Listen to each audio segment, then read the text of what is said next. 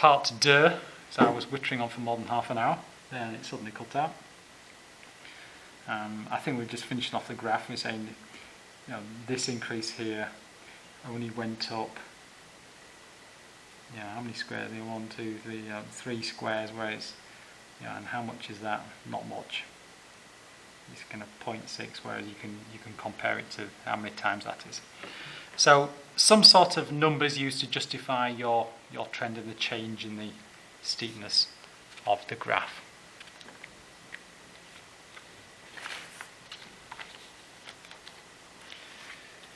Over the page, let's get rid of that, get rid of the graph. We have got a table showing some results from an investigation into population growth of 2 species of single-celled paramecium. These are protists. Describe the effect of being grown in a mixed culture on the 2 species. So we need to identify which bit we're actually interested in. These bits are only one or the other, so we're not really interested in those. We're interested in these 2. That's the data that way. So we're going to read the question and answer in relation to these bits of data. That'd be better if it was a capital D, wouldn't it? So let's have a look at PA. I'm going to call this PA, and this is PC. So PA, what happens to it? Goes up, then level, more or less levels off. 46, 46, 46, and then just a little bit more. So it goes up, then it kind of levels off. So if I was drawing that, it would kind of go up and then kind of level off, that sort of shape. Whereas PC, that goes up to a kind of smaller level, then it kind of disappears back down to 0 again. So this, we're doing the same thing. It goes up to a smaller kind of level, then disappears back down again. So that's what we're going to try and say. So in the answer, I'm going to use the full name there. P. Aurelian.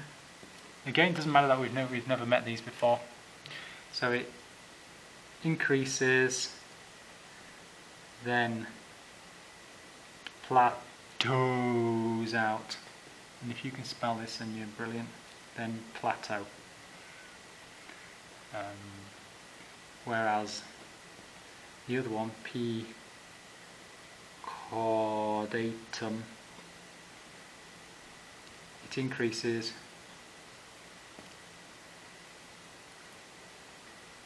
and you can put it to a lower level possibly, but then the difference is it decreases and then decreases. And we could put some numbers in this. We've got 2 marks, we don't know where the numbers are, so one might be for these trends and then one might be you're using numbers. So it increases and plateau. Now you can say from day 46, from day 10. We could say increases, then decreases from day 6 to day 14. We could say by day 14 they're all dead. Now by day 14 all P. caudatum are dead. So we're not quite sure exactly what it wants, but we're giving the trends and we're giving some numbers to justify that. Right, I think we're nearly on the home stretch with this test now.